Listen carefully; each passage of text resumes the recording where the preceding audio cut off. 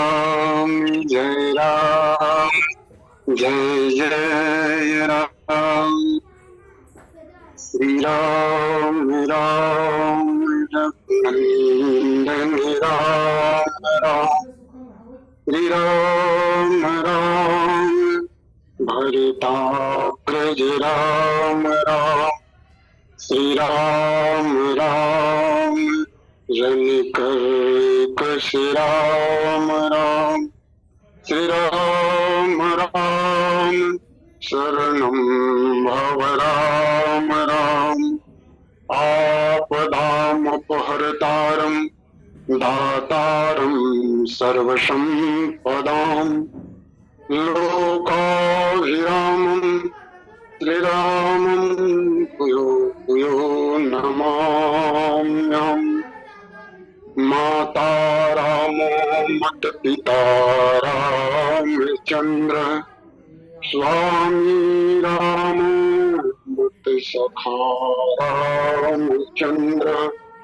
सर्वस्वं मे रामचंद्रो दयालु। नायन्यं जाने न जाने। बोलिए राजा रामचंद्र की जय। गौरी शंकर भगवान की जय। हनुमंत लाला महाराज की जय। परम पिता परमेश्वर की महती कृपा से आज ऑनलाइन श्री राम कथा सत्संग से जुड़े हुए श्री रामचरित मानस के ज्येष्ठ श्रेष्ठ भक्तगण एवं विप्रवृंद संत महंत मठाधिपति आप सबके श्री चरणों में मुझ किंचन की ओर से सादर कोटि कोटि प्रणाम स्वीकार हो। आप सबके चरण कमल के वंदन करत आज ना जाने कितने समय का पुण्य इकट्ठा हो गया था, जिसके फलस्वरूप आप सबके बीच सत्संग गंगा में गोता लगाने का हमें शुभ अवसर प्रदान किया गया है। इसके लिए इस लिंक के संचालक परम आदरणीय पटेल भैया जी और उनके समस्त टीम को मैं सादर नमन करता हूँ, जिनकी ओर से जिनकी कृपा से हमें आज अनवरत रूप से 3 वर्षों से लगातार इस लिंक के माध्यम से राम कथा कहने व सुनने को मिल रहा है। ऐसे सुंदर अवसर वास्तव में भगवान राघवेंद्र सरकार की महती कृपा है और उनकी कृपा हम सबके ऊपर बना रहे। वास्तव में भगवान की कृपा जब जीव के ऊपर पड़ती है तब भगवान के भक्तों की कथा, संत महात्माओं की कथा हम सबको सुनने का अवसर प्राप्त होता है। और जब संत महंत भगवत भक्तों की कृपा हम सब पर होती है तब उस परम पिता परमेश्वर राघवेंद्र सरकार की कथा कहने का सुंदर अवसर प्राप्त होता है। तो ऐसे पावन अवसर आज आदरणीय पटेल भैया की कृपा से मुझे मिला है। तो आइए आप सबके बीच मुनि दुर्लभ हरि भगत नर पावहि बिनहि प्रयास। जे यह कथा निरंतर सुनहि मान विश्वास। ऐसे पावन प्रसंग पर कुछ विचार करने का अवसर प्राप्त हुआ है। वैसे मेरे में कुछ नहीं है, जो कुछ है वो आप सबके बीच यह जो दोहा के विचार है इसको भूत भावन भोलेनाथ भगवान शिव जी माता पार्वती से कह रहा है कि हे पार्वती, मुनि दुर्लभ हरि भगत नर पावहि बिनहि प्रयास। जे यह कथा निरंतर सुनहि मान विश्वास। हे पार्वती, मुनि दुर्लभ हरि की कथा है और इस हरि मुनि दुर्लभ हरि भगत न मुनि की भगवान की भक्ति जो है मुनियों को दुर्लभ है और वह भक्ति साधारण मानव को क्या है तो बोले पावहि बिना ही प्रयास, वो बिना प्रयास के पा जाता है। बोले कैसे? तो जे यह कथा निरंतर, जो भगवान की इस कथा को निरंतर सुन ही मान विश्वास, विश्वास मान करके सुनता, या इस कथा के ऊपर विश्वास करके जो सुनता है, उसको भगवान की जो निर्मल भक्ति है वो बिना प्रयास के ही मिल जाता है। ये इस कथा का मूल भाव है। और इस दोहा को पढ़ने के बाद एक भाव उत्पन्न होता है। गोस्वामी जी ने लिखा है कि मुनि दुर्लभ, हरि भगति नर पावहि बिनै प्रयास। मुनि शब्द पहले लिखा है तो हमारे मन में एक भाव आता है कि हम मुनि किसको कहें, या मुनि कौन है। अब संतों ने एक विचार किया, संतों से विचार मिलता है कि जो मन से रघुनाथ को भजता है, मन से मनन करता है, वे मुनि हैं। लेकिन वास्तव में मन को जीतना बड़ा कठिन है। मन जो है बड़ी चंचल है, और इस चंचल मन को अपने वश में करना वास्तव में मुश्किल की बात है। वैसे मन से भजने वाले को मुनि कहा जाता है, लेकिन वास्तव में श्री रामचरितमानस के माध्यम से संत शिरोमणि गोस्वामी तुलसीदास जी बताते हैं, विश्वामित्र कौन है? तो बोले विश्वामित्र मुनि है। वो भगवान को मन से मनन करते हैं, मन से भजते हैं। ऐसे गोस्वामी जी लिखते हैं, विश्वामित्र महामुनि ज्ञानी, असहि विपिन शुभ आश्रम जानी। विश्वामित्र महामुनि ज्ञानी, विश्वामित्र जो है महामुनि है, ज्ञानी है, और जिन्होंने आश्रम जंगल में आश्रम बना करके वो तप करते हैं। आइए थोड़ा सा विश्वामित्र की जीवन चरित्र को झांकने का, विचार करने का प्रयास करें, क्योंकि गोस्वामी जी ने लिखा है कि मुनि दुर्लभ हरि भगति नहीं पावहि बिनै प्रयास। मुनियों को दुर्लभ क्यों? भगवान की भक्ति मुनियों को दुर्लभ क्यों है? तो हो सकता है शायद विश्वामित्र जी के जीवन चरित्र को देखने से कुछ हमें विचार मिला। विश्वामित्र महाराज जी गाधी तनय महाराज गाधी के पुत्र हैं, और वो एक बार जब राजा थे तब अपनी चतुरंगिनी सेना को लेकर शिकार करने के लिए निकल जाते हैं, और वो इसी बीच घूमते घूमते जंगल भ्रमण करते करते गुरुदेव वशिष्ठ जी के आश्रम में पहुंच जाता है। और वशिष्ठ जी जब देखता है कि ये विश्वामित्र राजा है, गाधी का पुत्र है, तो उनका अतिथि भवो देवो भवः के रूप में सम्मान करता है, और पूर्णतः उनके राजकीय ठाट के साथ व्यवस्था कर देता है, भोजन व्यवस्था करता है, सबके लिए उचित व्यवस्था करता है, जो जिसको जैसा भोजन चाहिए उस प्रकार से राजकीय भोजन ठाट से उनका निवास स्थान सारी व्यवस्था कर देते हैं।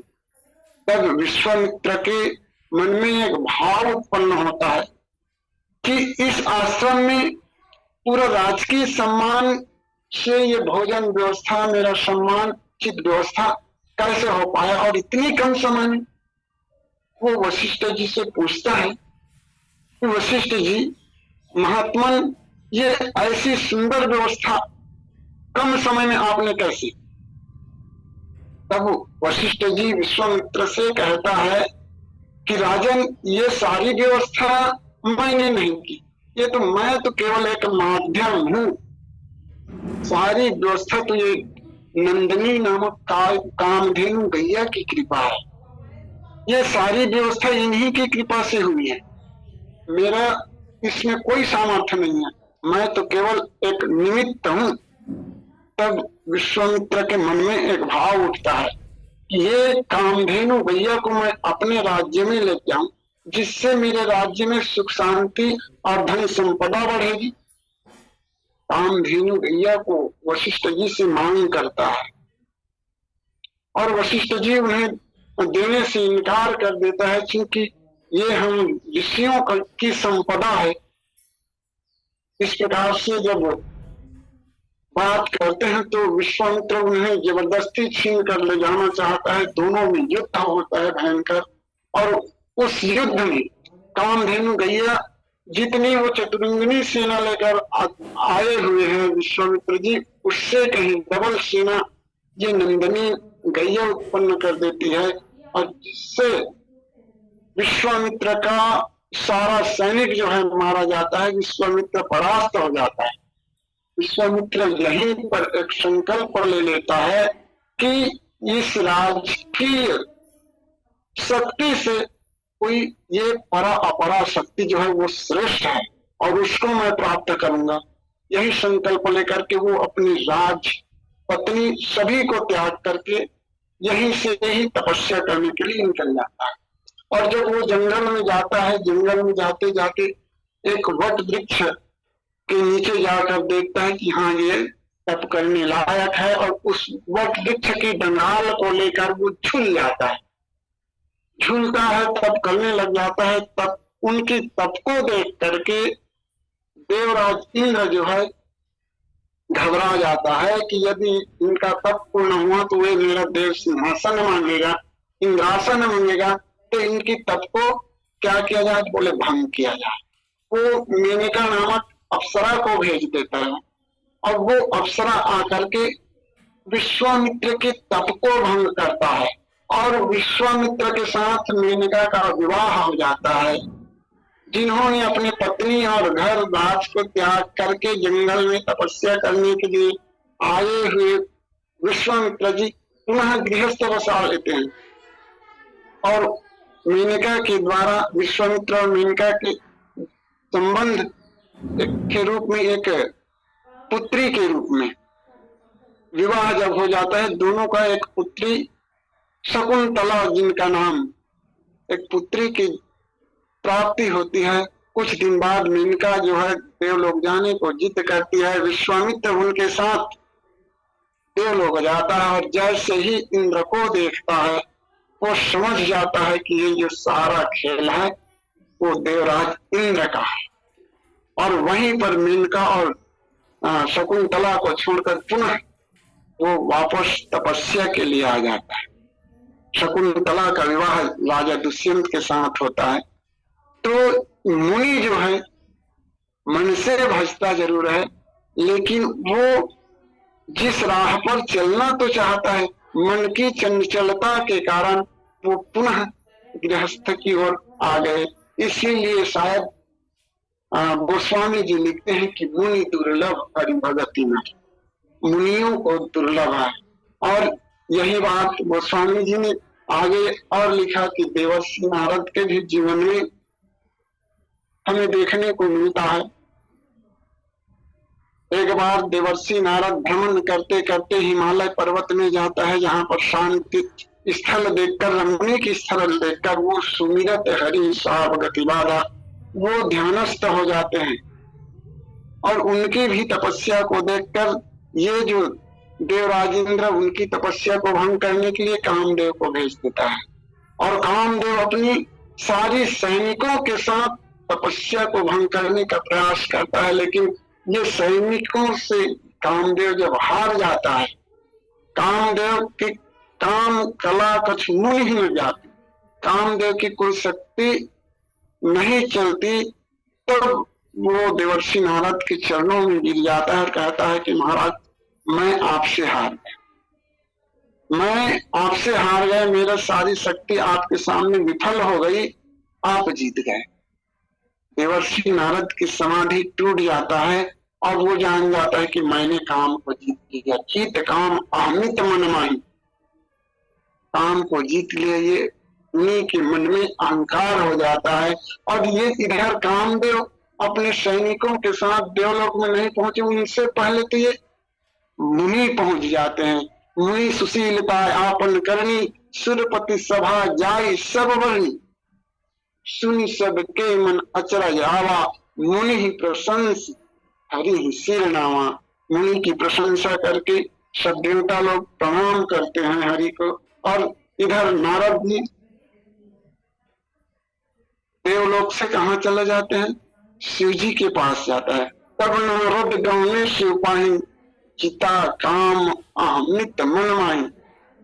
कामदेव को मैं जीत लिया। इस प्रकार देवर्षि नारद के मन में अभिमान अहंकार भरा हुआ है।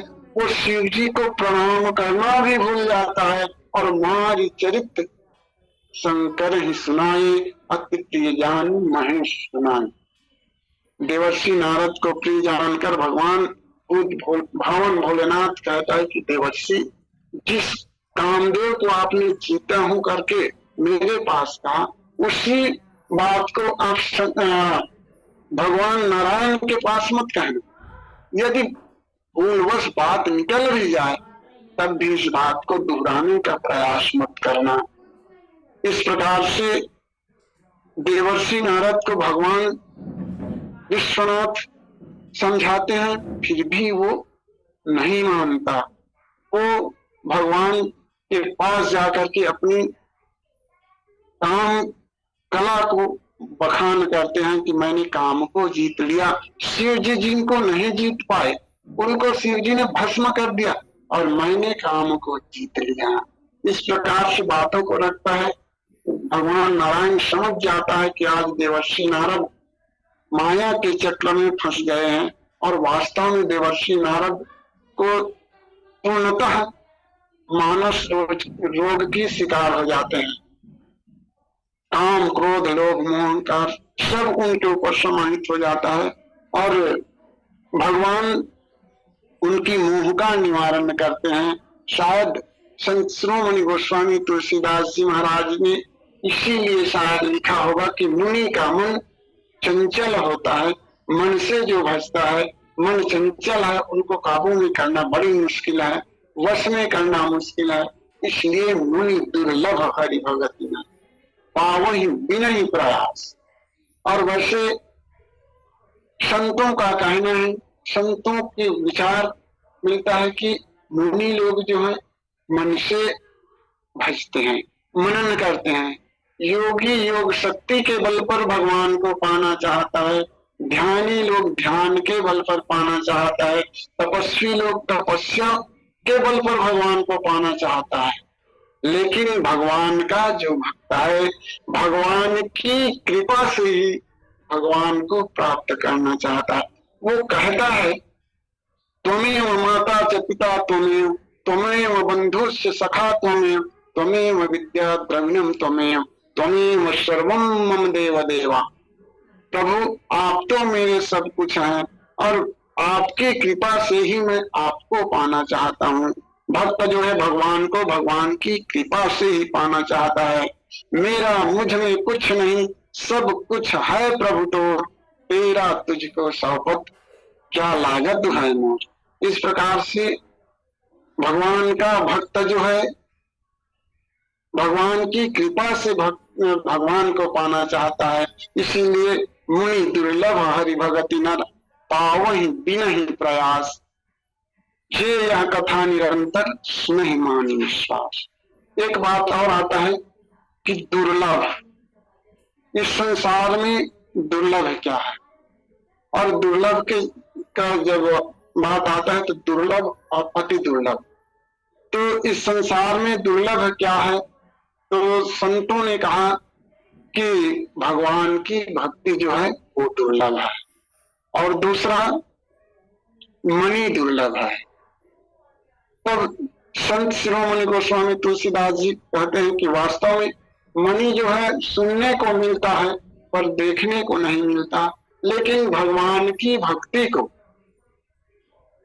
मणि की उपाधि दे गई।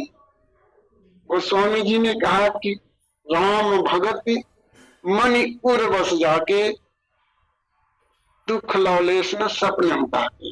राम की भक्ति रूपी मणि जिस व्यक्ति के हृदय में, जिस नर के हृदय में स्थापित हुए है, उनके हृदय का सारा जो दुख है वो समाप्त हो जाता है। दुख लौलेश न सपने उताके, और किसी प्रकार का दुख उन्हें सपना में भी नहीं व्यापता। ये भगवान की भक्ति दुर्लभ है और अति दुर्लभ। तो गोस्वामी जी ने कहा कि यह जो मनुष्य देही है सबसे दुर्लभ मनुज शरीरा। और रहीम कवि ने भी कहा कि मानुष देही अति दुर्लभ, मिलो न दूजो बार, पक्का फल जब गिर पड़ा बहुरी न लागी डार। वास्तव में भगवान ने हमें यह मानुष तन दिया है, सुंदर तन किस लिए दिया है तो कहा जाए भगवान की भक्ति करने के लिए। और जब हम इस तन को पा करके, मानव देह को पा करके भूल जाते हैं, भटक जाते हैं, गोस्वामी जी ने कहा कि साधन धाम मोक्ष कर द्वारा पाई निजहि परलोक संवारा।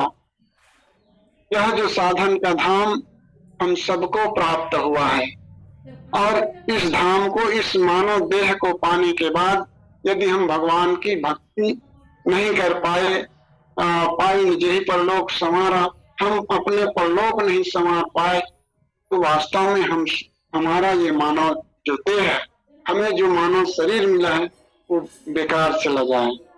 इसलिए हमें क्या करना चाहिए, बोले भगवान की भक्ति करना चाहिए। गोस्वामी जी महाराज मुनि दुर्लभ हरि भगत नर पावहि बिनहि प्रयास। हरि हम किसको कहें, हरि के बारे में थोड़ा से विचार करें तो संतों ने विचार किया। साधारण अर्थों में कहा जाए हरि का अर्थ हरण करने वाला, हरि का अर्थ हरण करने वाला। और जो हरि है या जो हरण करने वाला है, हमारे इस सांसारिक दुख का हरण करे, सांसारिक माया का हरण करे, सांसारिक जो क्लेश है, पंच क्लेश है, इनका हरण कर दे।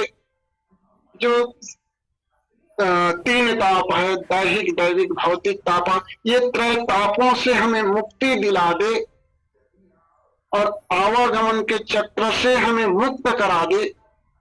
पुनरपि जन्म पुनरपि मरणम पुनरपि जननी जठरी ऐनम, इस प्रकार आवागमन के चक्र से हमें मुक्त करा दे। जन्मत मरत दुसह दुख होई, इन सारी दुखों से जो हमें मुक्त करा दे, इन सारी दुखों का हरण कर दे, वही तो हरि है। इसलिए संतों ने कहा वास्तव में हरि जो है सारे संसार की दुखों का हरण करने वाला ही है और वो नारायण का एक नाम ही तो हरि है। उसके बाद मुनि दुर्लभ हरि भगति। भक्ति क्या बोले, हरि की भक्ति है। भक्ति के लिए कहा गया भगति। भ से भगवान, गति यानी चाल, जो राह जो चाल हमें भगवान की ओर ले चले, जीव और ब्रह्म का मिलन करा दे, अंशी और अंश का साक्षात्कार करा दे, वही तो भक्ति है। भक्ति के ही द्वारा जीव सरलता पूर्वक भगवान को पा सकता है। भक्ति एक ऐसी है जिसके ही माध्यम से हम भगवान तक जा सकते हैं। कहते हैं कि भक्ति, गोस्वामी जी लिखते हैं कि आवत यही सर अति कठिन है, राम कृपा बिन पावन जाई। भक्ति की राह पर आना कठिन जरूर है और कब आते हैं जीव भक्ति की राह पर, तो बोले राम की कृपा से। इसीलिए तो कहा कि राम कृपा के ही द्वारा जो जीव है वो भक्त को, भगवान को प्राप्त करता है। जब तक संत महंतों की कृपा, भगवान की कृपा नहीं होती, तब तक यह जो जीव है भगवान के सानिध्य में नहीं पहुंच पाता। इसीलिए गोस्वामी जी ने कहा कि मुनि दुर्लभ हरि भगति नर पावहि बिनहि प्रयास। यह जो मुनि दुर्लभ जो भक्ति है उनको भगवान की कृपा से ही यह जो जीव है, जो साधारण मानव है, वो प्राप्त कर। जो मनुष्य इस कथा को निरंतर सुनता है मान विश्वास जे यह कथा निरंतर सुनहि मान विश्वास मुनि दुर्लभ हरि भगत नर पावहि बिनहि प्रयास। जो मुनियों को दुर्लभ है उस भक्ति को, हरि की भक्ति को साधारण नर जो है पावहि बिनहि प्रयास।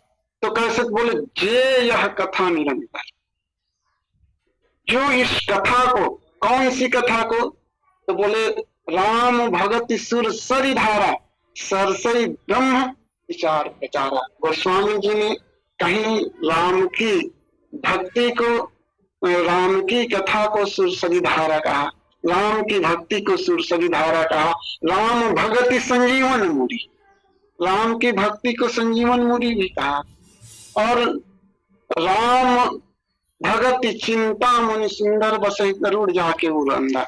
ऐसे भक्ति कहाँ मिलता है? संजीवनी बूटी के लिए हनुमंत लाला महाराज जी को द्रोणाचल पर्वत भेज देते हैं। और राम भगत सुरसरी धारा, नदी की उत्पत्ति पर्वत से ही है। और राम भगत चिंता मणि सुंदर, मणि कहाँ मिलता है? हमें पहाड़ में ही मिलता है। और राम कथा, राम कथा हमें कहाँ मिलेगा? राम कथा हमें कहाँ मिलेगा? तो पावन पर्वत वेद पुराण, कथा भी हमें कहाँ से मिलता है? ये पावन पर्वत वेद पुराण, वेद पुराण धर्म ग्रंथ से ही हमको कथा की भी प्राप्ति होती है। और इस कथा, वास्तव में कथा को कैसे सुनना चाहिए? तो कहते हैं निरंतर सुनहि मानि विश्वास। कथा को हमें निरंतर सुनना चाहिए। और अब कथा को हमें किस प्रकार सुनना चाहिए? निरंतर तो सुनना चाहिए, कहाँ सुनना चाहिए, किसके मुख से सुनना चाहिए? तब एक सुंदर बात संतों के मुख से और सुनने को मिलता है कि कथा के लिए क्या होना चाहिए? तो बोले सुंदर स्थान होना चाहिए। कथा के लिए सुंदर स्थान होना चाहिए, कथा का मान होना चाहिए, और कथा का सस्वर गायन होना चाहिए। और कथा सुनने के लिए सुंदर क्या होना चाहिए? बोले कान होना चाहिए। और पांचवी बात कहें कि कथा सुनने के लिए सुंदर, तो बोले निर्मल मन होना चाहिए। इस प्रकार से कथा के लिए 5 बातें संतों के मुखारविंद से सुनने को मिला है। और वही बातें मैं आप लोगों के सामने दोहरा रहा हूं। कहते हैं संत शिरोमणि गोस्वामी तुलसीदास जी महाराज एक बार भगवान लक्ष्मण राघवेंद्र सरकार के साथ में एक बार प्रभु सुख आसीना, लक्ष्मण वचन कहे छल ही ना। भगवान राघवेंद्र सरकार सुख आसन में आसीन है और लखनलाल जी उनसे पूछ बैठते हैं कि प्रभु कहो ज्ञान विराग और माया, भक्ति क्या है, ज्ञान क्या है, माया क्या है, ईश्वर क्या है, ईश्वर अंश अंतर, ईश्वर और भेद का अंतर प्रभु से पूछ बैठते हैं लखनलाल जी। तब भगवान राघवेंद्र सरकार कहता है कि लक्ष्मण थोड़े मह सब कहाँ बुझाई, सुनहु तात मति मन चित लाई। लक्ष्मण मैं थोड़े में सब कथा सुना रहा हूं, लेकिन तुमको कैसे सुनना है? बोले सुनहु तात मति मन चित लाई। मति लगा करके, बुद्धि लगा करके सुनना, मन को लगा करके सुने, चित लगा करके सुनेंगे तब मैं थोड़ा कहूंगा और आप पूर्णतः समझ जाओगे। यदि आप मति और मन चित नहीं लगाएंगे, मैं विस्तार पूर्वक इसका वर्णन करूंगा, फिर भी आपको समझ नहीं आएगा। इसलिए कथा को कैसे सुनना चाहिए? तो मति मन और चित्त लगा करके सुनना चाहिए। यही बात भगवान राघवेंद्र सरकार मैं सबरी के पास भी कहता है कि नवधा भगति कहूं तो ही पाही, सावधान सुन धरि मन माही। सावधानी पूर्वक कथा को सुनो। जिस भक्ति को मैं आपको बता रहा हूं उसको सावधानी पूर्वक सुनो और सुन करके उनको मन में धारण करो, मन में धारण करो। और जब मन में धारण हो जाएगा तब वास्तव में वह चित्त तक उतर ही जाएगा और भगवान की जो भक्ति है, राम की जो भक्ति है वो संस्कृत मूल विद्यानाशा भगति करत बिनु जतन प्रयासा, बिना जतन के ही भगवान की भक्ति जीव के ऊपर समाहित हो जाएगी। तब जब राम की कृपा, संत महात्माओं की कृपा होगी तब। वैसे और सुनने को मिलता है हनुमंत लाला जी महाराज, गोस्वामी जी कहते हैं कि हनुमंत लाला जी महाराज लंका में भक्ति देवी की खोज में जब चल पड़ती हैं, तब अशोक वृक्ष के नीचे बैठे बैठे माँ जानकी दुखी है, विलाप कर रही है कि हे अशोक, तुम अपनी नाम को तो सार्थक बना लो। मैं, तुम्हारा नाम अशोक है और मैं तुम्हारे नीचे दुखी बैठी हुई हूँ। या तो मुझे इस दुख से निवृत्ति दिला दो या नहीं तो फिर अग्नि दे दो, जिससे मैं कहा जाए अपने शरीर को जला दूं, त्याग सकूं। इस प्रकार से निवेदन करता है। तब वे हनुमंत लाला जी महाराज उनको रामचंद्र गुण वर्ण लागा, सुनते ही सीता कर दुख भागा। भगवान राघवेंद्र सरकार की कथा से जानकी जी को सुनाते हैं और जानकी मैया सुनती है और सुनते ही सीता कर दुख भागा। इस प्रकार से भगवान राम की कथा को हमें क्या चाहिए, बोले श्रवण करना चाहिए। लागी श्रवण, लागी सुने श्रवण मन लाई, आते होते सब कथा सुनाए। इस प्रकार से हनुमंत लाला जी महाराज भगवान राघवेंद्र सरकार की कथा को माँ जानकी को सुनाते हैं और उनके हृदय का जो विषाद है, दुख है, वो मिट जाता है। इसलिए जे यह कथा निरंतर सुनहि मान विश्वास, मुनि दुर्लभ हरि भगति नर, पावहि बिनहि प्रयास। जो भगवान की कथा को निरंतर विश्वास पूर्वक सुनता है, भगवान की कथा को निरंतर विश्वास पूर्वक सुनता है, जिस प्रकार मैया सबरी ने अपने गुरु के वाणी को सुन करके, उनकी वाणी पर विश्वास करके भगवान आएंगे मेरे द्वार पर, यही विश्वास किया था और भगवान राघवेंद्र सरकार उनके आश्रम में पहुंच जाते हैं। सबरी मैया बुलाई नहीं कि प्रभु मेरे आश्रम में आओ, वो तो केवल सुबह शाम रास्ता साफ करती थी, संतों की सेवा करती थी। अब ही इन्हीं सेवा भाव गुरुदेव के आशीर्वाद से ही भगवान जो है उनके आश्रम में जाते हैं। ऐसे गरुड़ महाराज जी, देवर्षि नारद जो है गरुड़ को रणभूमि में भेज देते हैं।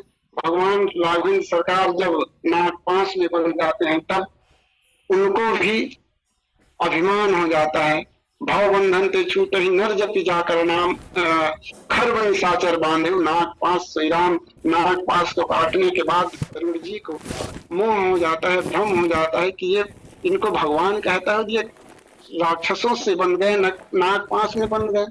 इस प्रकार से भ्रम हो जाता है और वो कहाँ आ जाते हैं, नारद के पास आता है। देवर्षि नारद विचार करता है कि मैं एक मुख वाला भगवान का नाम लेने से मेरे को फुर्सत नहीं है, तुम चतुरानन के पास चले जाओ। ब्रह्मा जी के पास भेज देते हैं, वहीं तुम्हारा मोह का निवारण होगा। ब्रह्मा जी कहता है कि नहीं, मेरे को भी फुर्सत नहीं भगवान के नाम गाने से, तुम पंचानन के पास चले जाओ। वो शिव जी पंचानन के पास भेज देता है। पंचानन जो है एक मुख वाले कागभूषुंडी जी के पास भेजता है और वो कागभूषुंडी के पास जाकर कथा सुनता है।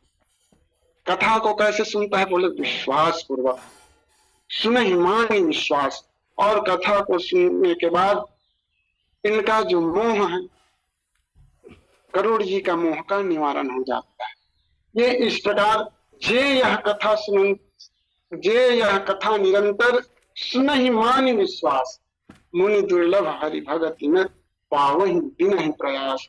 जो भगवान की भक्ति जो है दुर्लभ है, मुनियों को दुर्लभ है, वह देव दुर्लभ, मुनि दुर्लभ भगवान की भक्ति साधारण मनुष्य को केवल भगवान की कथा को निरंतर सुनने से, विश्वास पूर्वक सुनने से प्राप्त हो जाता है।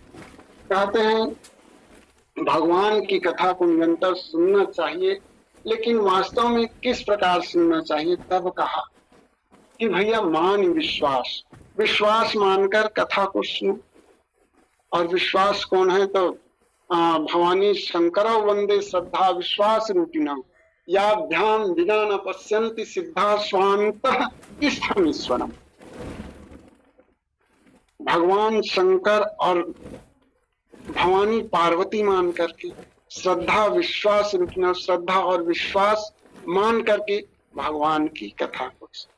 वास्तव में जब जीव के जीवन में श्रद्धा नहीं होगी, विश्वास नहीं होगी, कथा के प्रति श्रद्धा, कथा के प्रति विश्वास नहीं होगी, तो वास्तव में कथा हम जितने भी सुने, कथा हमें समझ में ही नहीं आएगा। क्योंकि जब तक हमारे हृदय में श्रद्धा नहीं, विश्वास नहीं होगा, तब तक कथा हमारे हृदय में नहीं। वैसे संत शिरोमणि गोस्वामी तुलसीदास जी महाराज कहते हैं कि मान विश्वास। वास्तव में कथा को हमें क्या मानना चाहिए? विश्वास, विश्व अस अलग अलग कर दे, विश्व जगत अस हृदय। तो जिनकी हृदय में सारा जगत समाया, या जो सारे जगत में समाये हैं, विश्ववास प्रगटे भगवान, या विश्व रूप रघुवंशमणि करहु वचन विश्वास लोक कल्पना वेद कर अंग अंग प्रतिजास। भगवान की कथा को विश्व रूप मान के सुने। या वास्तव में भगवान तो विश्व रूप ही है, तो भगवान की कथा को या कथा को विश्व रूप मान के सुने, वो परम पिता परमेश्वर मान के सुने, राघवेंद्र सरकार भगवान राम जी मान कर ही सुने। कैसे? तो बोले विश्वास पूर्वक, कथा में विश्वास हो कि ये राम की कथा है, मेरे प्रभु की कथा है। कथा